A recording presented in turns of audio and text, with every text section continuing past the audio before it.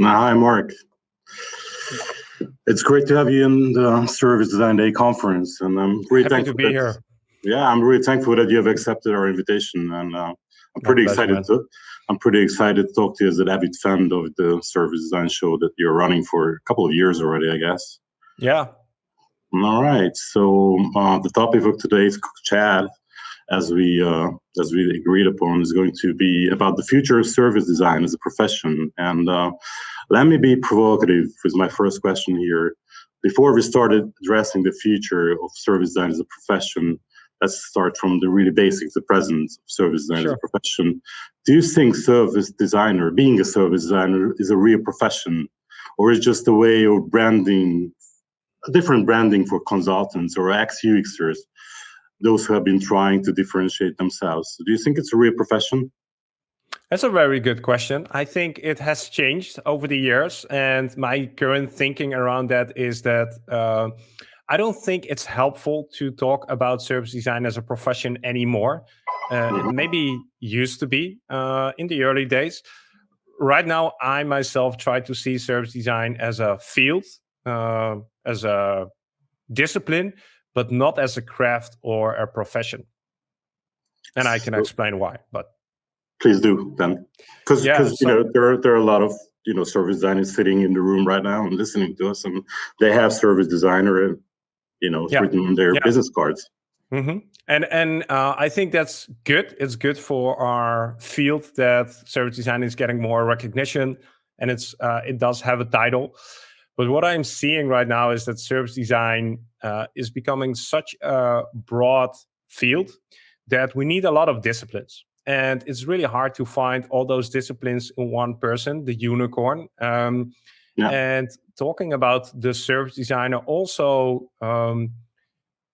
excludes a lot of people who don't feel they have a service design background or degree, while they could be very much contributing to delivering better services. So what I find much more interesting and constructive in this stage of our field is to talk about service design teams, service design fields, and acknowledge that many people from many different backgrounds need and can contribute to delivering better services. All right, I see. So, well, basically, you answered one of my questions that I wanted to raise, but still, I would like to deep dive into what you just said now. And again, I'm trying to play a little bit of devil's advocate here. So why there is a service designer in the room? If there is a product owner, there's a researcher, there might be a couple of developers, Scrum masters, etc. So why there is someone sitting in the room with a title service design in the room if there are so many disciplines around her or him? Yeah, I don't know. You should ask the people who invite the service designer. But when I would invite a service design professional, somebody representing the service design team, it would be because I have understood as a business owner that I'm in the business of delivering a service. And a service is a distinctive economic offering. It's different from a product. It has its own characteristics. And I want somebody who understands the holistic nature of services. I want somebody who understands how value is created through services. So that's why I would invite a service design professional in the room. And all right, and how do you see the future? Then let's go to our main subject here, the future of service design as a profession. So as I understood your statement, so will it break down to more specialized roles like what we saw in the UX field? There are UX researchers, UX copywriters, etc. So that's what you're saying. It's inevitable. It's already happening, and I think it's really good. It's a sign of maturity. I think it happens in most design areas where you see that it grows, and we understand that we need more specialized people. So again, I feel that we're in a stage right now that it's better and more constructive to talk about service design teams and the field of service design with people who have different interests, different disciplines, but all are connected through the idea of delivering better services. Right. So how would you assemble a service design team? So who would sit in the team? I think you could easily start with identifying people who understand specific parts of the design process very well. So I would love to have people who have a passion for research, for user research. I would invite people who have a passion for making things tangible, knowing how to prototype. I would invite people who have a passion for business strategy, who know how to connect the things that you're doing to business value. So those would be some of the things, but it really depends on the situation. Right. So you're running one of the co-founders, of the serviceDesignJobs.com, which is a website that displays advertisements, job advertisements for service designers. So do you see this trend that we are talking about on the website? So do you see specialized job advertisements for not just service design, but service researchers and prototypers? Do you see that trend as well appearing on the site? Again, it's servicedesignjobs.com. I'm trying to advertise your site a bit here. I am the co-founder. The other co-founder has moved on to other things. Daniela Catalanato, whose conversation is out on the Service Design Show today, by the way. So that is a very good question. Right now, our policy on the Service Design Jobs website is to list only service design jobs with service design titles. So this is a bit of a paradox with, and in contrast with something that I said earlier, that I think service design teams. But what we want to do right now is to sort of aggregate companies who have understood and are maybe looking for their first service design hire, or maybe expanding their service design teams. I think right now we don't see that specialization yet within service design. But it will come. On the website, we don't have like subcategories like service designer with a focus on research, or service design professional with a focus on business strategy. We don't do that yet. We're already happy that companies are just acknowledging that there is a need for people with a service design mindset. But that will be definitely interesting to keep, see what happens, analyze the data, because we have the data. We have the job openings. We know what the text is, so we could definitely analyze that.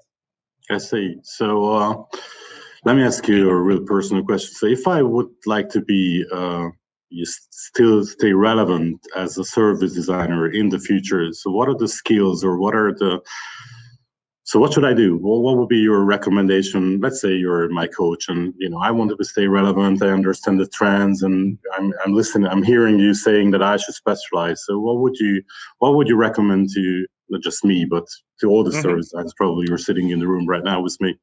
Yeah. So what I'm seeing is that there are basically two paths you can take. One is you sort of move downstream, which means you get more connected to operation. And then you sort of specialize in specific crafts, like we said, research or prototyping. The other path that I'm seeing is that you move upstream. So you try to connect with strategy, with business, with long-term. And I think if you are in the middle, it's going to be a really challenging position. Being the generalist is good to a certain extent. The T-shaped people, like you need the T, you need the crossbar. But I think you need to also find your legs. What are your legs? And I think one of the either going into the craft or sort of moving upstream and connecting to strategy, something like that. So you're saying that as a generalist, it will be hard to find a job on the servicedesignjobs.com in the future? I don't think. That's what you're assuming?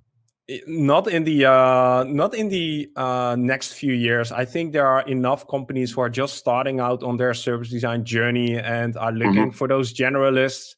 But as in-house teams grow, they will want to have more specialized people. So it depends where like, where do you want to work? Do you see yourself working, building up service design capabilities from scratch, or do you want to enter an existing service design team which needs specific competencies? So it depends. I don't think you need to specialize right away, but sooner or later you will. Yeah.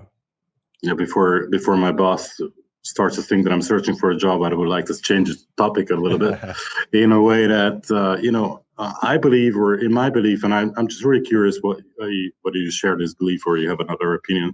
So in my belief, there should be something, or what I'm seeing is that there should be something called the service design ops, like with DevOps happen, or research ops. And so as service design matures as a profession, what do you think about that? So do you see it as a trend in the companies or the service designs that you talk with? So service design becoming operationalized. I hope I get this word right. So what do you mean with service design ops? What is your thought around that?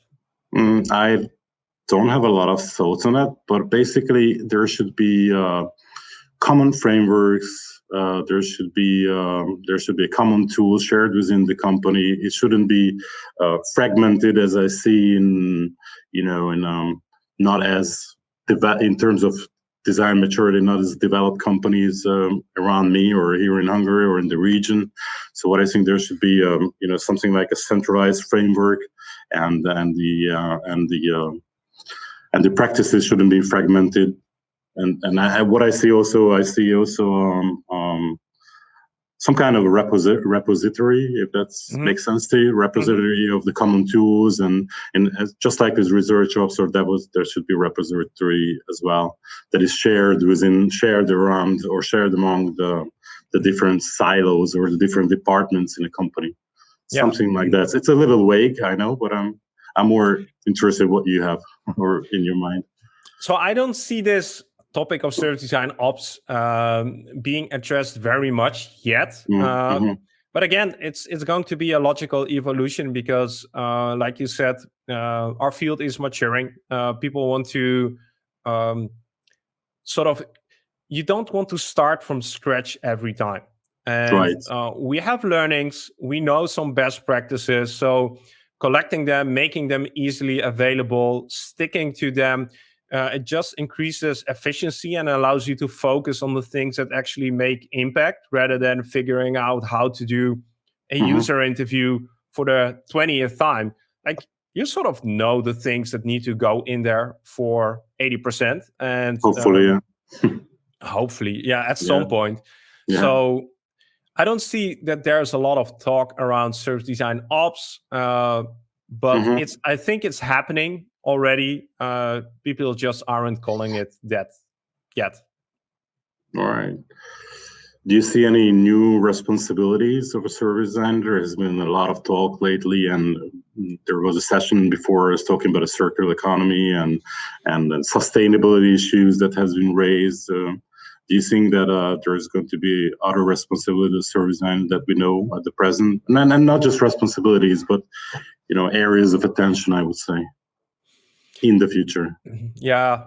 So what I find interesting about these conversations around social responsibility and responsibility for the planet, and like, they're often put into contrast with human-centered design as it's something that is like the opposite of human-centered design. I've read articles that say we need to stop adopting human-centered design. And I find it really fascinating because when somebody implies that, they are saying that doing good things for the planet is not in line with human-centered design. Well, I'm thinking like, I'm a human. I want to be living. Like, it's in my best interest to make sure that we care for the society and the planet. So I see those things as being a very logical inclusion of human-centered design. I don't think it's like, maybe it's from a branding standpoint that it's good to point them out as separate entities right now. But in essence, for me, doing good things for the planet, designing things that are also good for the planet is or should be definitely part of human-centered design. So this isn't something new. It's something that is getting more attention, and rightfully so, because it's easy to forget. And with regards to other responsibilities, I think also when it comes to technology, like using technology and then new technologies like AI in a responsible manner, ethics, diversity, biases, we do have a responsibility there, and we should take that very seriously.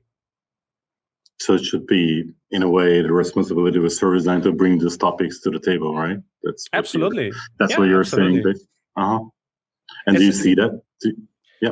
Yeah, I'm seeing that more and more, and that awareness is becoming greater. And it should be like it should be an item on the agenda in every conversation. And I think it's happening more. So it's too dangerous to make it explicit, like assuming that your solution is going to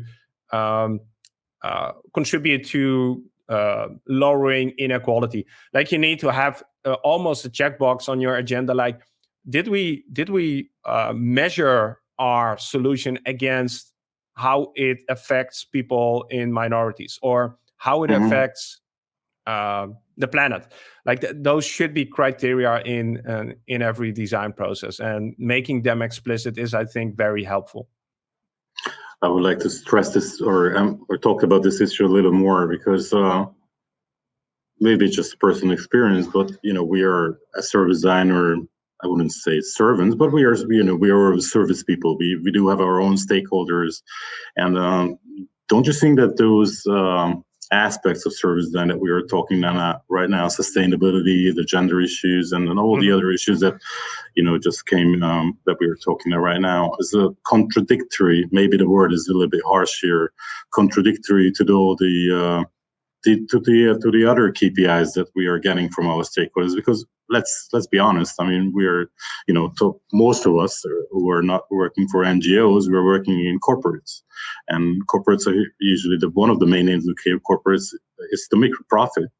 And don't you think there is some kind of a contradiction? Because there is a contradiction here in a way, because I also read those articles, and there are some service design and talking like there are so many aspects to incorporate within a design project that it's impossible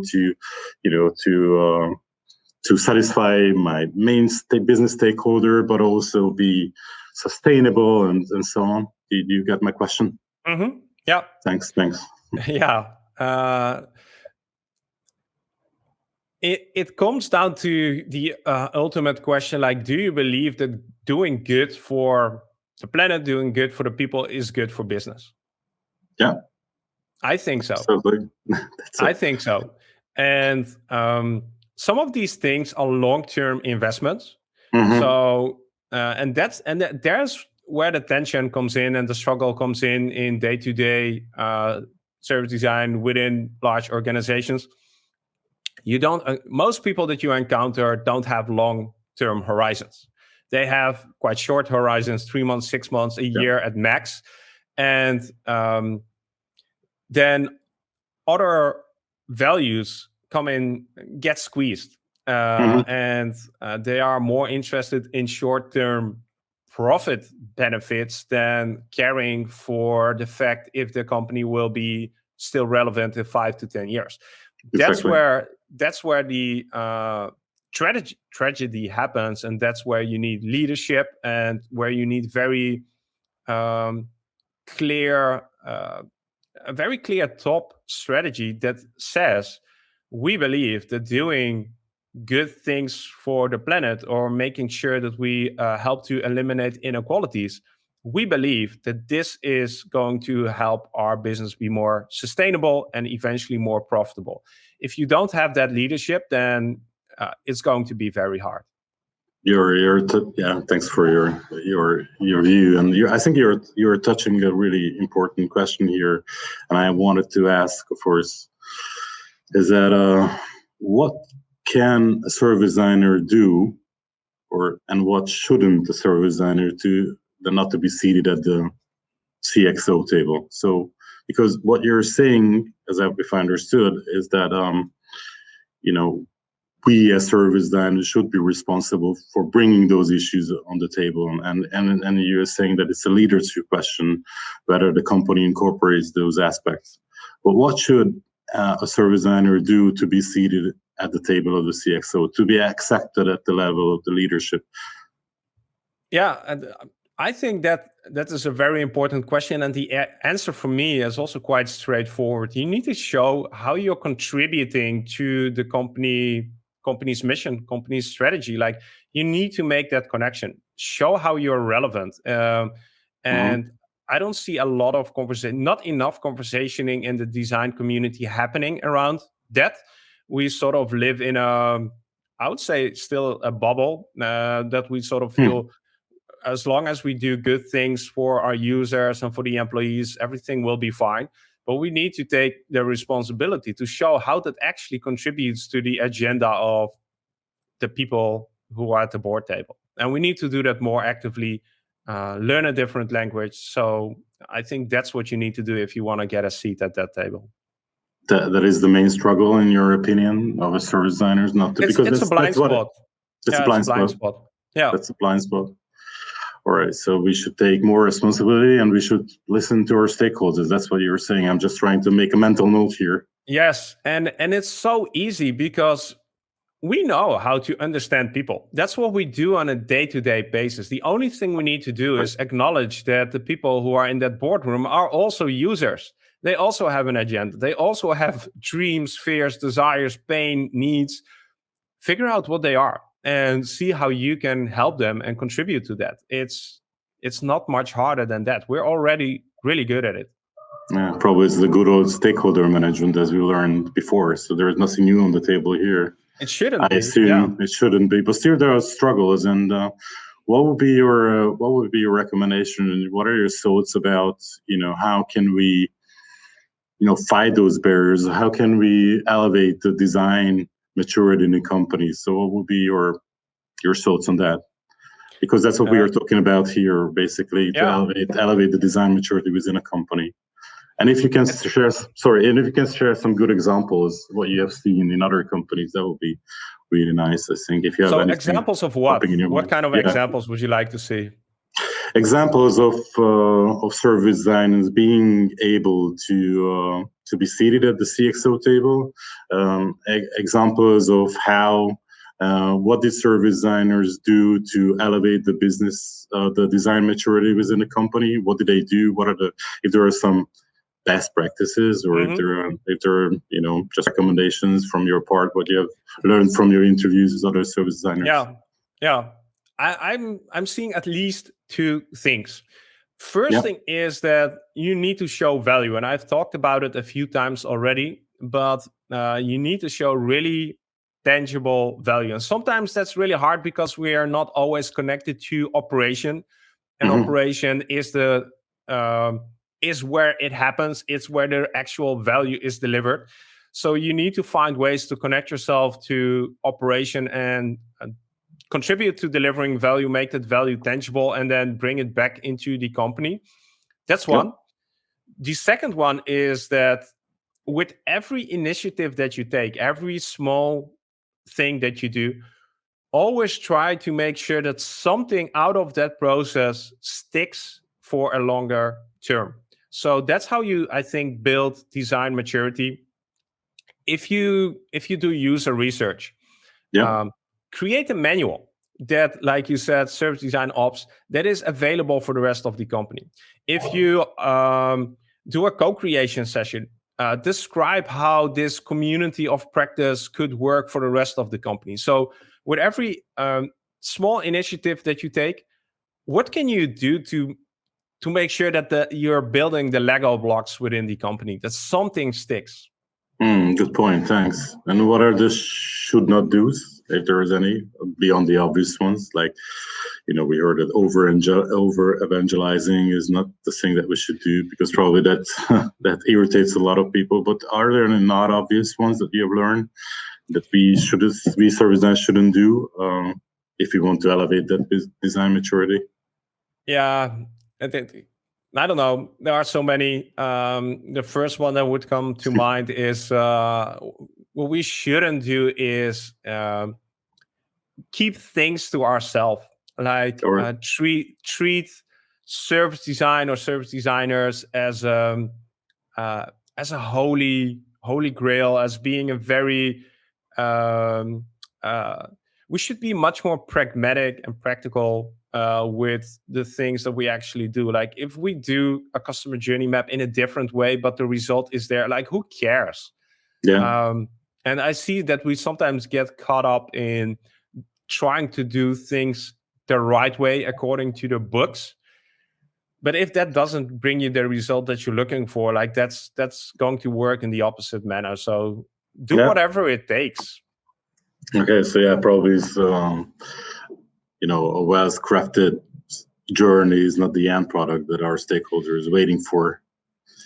There's a balance. There's a balance between rigor and knowing how to do. Like there is a certain threshold. If somebody asks you to do user research in a day, like the results that you'll get, you can seriously question how valuable they will be. But maybe if you don't need 6 months to do something, right? So you need to find that balance between, can I actually deliver some value within a certain time frame versus am I going to follow the textbook step by step and then take 6 months to do something? That's where you need to find the balance. Okay, I'm addressing our listener, the watchers of the service design day now, and if you have any questions that I'm trying to figure out where I can read the Q&A, if you see them, Mark, coming in, then let's incorporate them into our conversation. Yet, but I'm happy to take, I'm happy to take any questions. So maybe, all right, so there is a comment.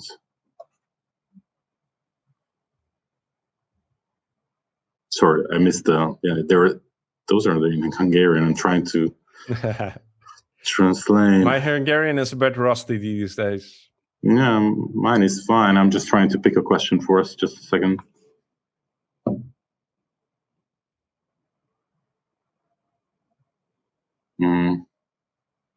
Just a second. Yeah, there's a good question here. Don't you think that specialization should happen according to domains like finance, healthcare, social, digital transformation, and not in a vertical way? So not in a horizontal way. I don't know, vertical, horizontal, whatever. So not being a researcher, designer, facilitator. So what do you think about that, being domain specific? And I think it's a good question because you can deliver value if you know the domain. Yeah. Sorry. There are two sides to that coin. When you are a domain specialist, you can move quicker because you already have some prior knowledge. But I think one of the key values of being a designer is that you always have a beginner's mind and you can ask the stupid questions. And it can be really hard if you sort of know a domain and are stuck in certain ways of thinking.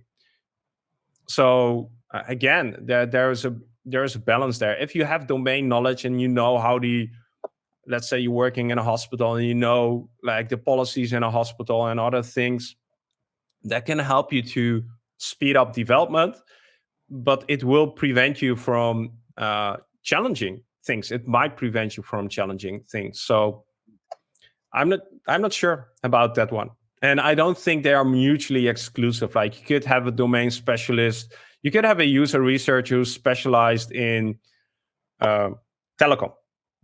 Right?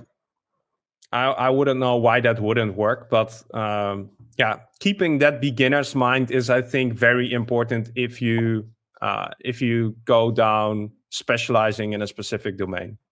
I see. I'm a bit struggling here with the technicalities. There is someone saying there's a Q&A tab here, but if you find it, then let me. I haven't seen the Q&A tab. All right, I don't see it either. There's Chilonari wrote me that there's a Q&A somewhere, but I don't see it anywhere. Sorry for the technical thing. Okay, maybe so on Hopin. Maybe I found it. Yeah. Okay. Then hi. There's someone's coming in. Comment, okay. on the right side. So it's the comments. Yeah, because I was looking for a Q&A tab. No, I found that one. Thanks. I found that one. Thank you. Thanks. Thanks. I asked I asked the question that was raised here. So then I'm picking from my own. You're running a salary survey in countries around the world. Just changing the topic a bit again. Sure. And can you share some insights? Are there some insights already, or just from the last year? What are your feelings about the salary survey of service designers around the world? Sure. Yeah. So right now, for the people who don't know, this year we run a service design salary report survey. That's a long phrase, but we did it last year as well as part of Service Design Jobs. The new survey, the new report will be out hopefully next week. So I'm finishing up that. I haven't analyzed all the data right now. What I hope to see is how the data compares. So have salaries gone up globally? And we added some new questions this year, which are really interesting. We asked about how satisfied people are about their overall compensation, why they are satisfied or are not satisfied. So hopefully you will be able to find the ultimate number, the ultimate salary where people are most satisfied. That would be interesting. And of course, it's context dependent and a lot of things, but we should have a number around that. We asked about remote work. We asked about additional benefits.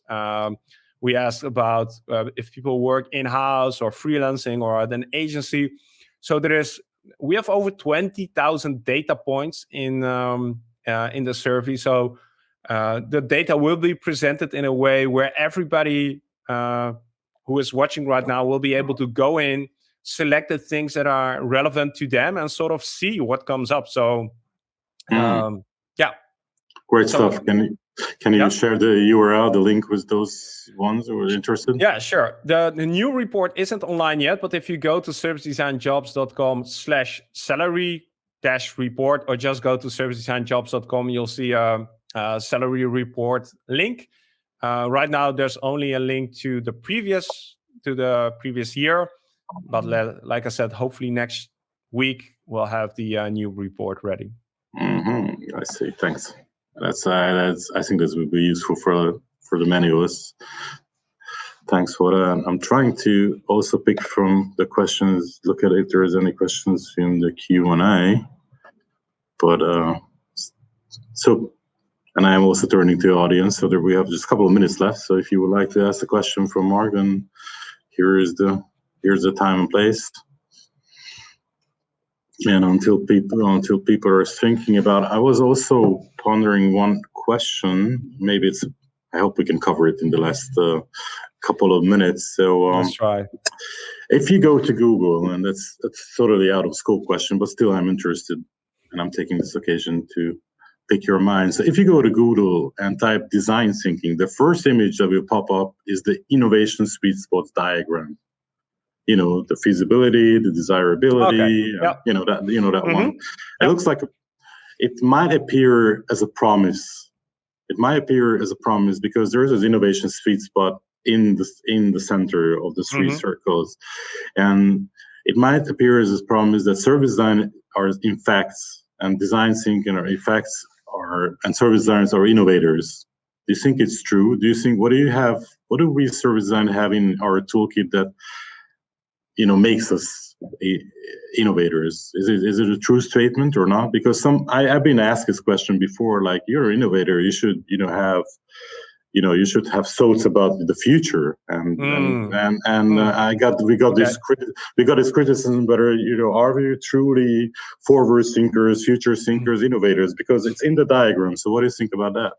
Okay, yeah, I get that, and you get that too. Fine. but I think it's a misconception, and like there is a big difference between design and being an inventor or an artist. Like, we're not artists. There is a very clear distinction between design and art, and what we do as a community is we study the people who we try to deliver value to.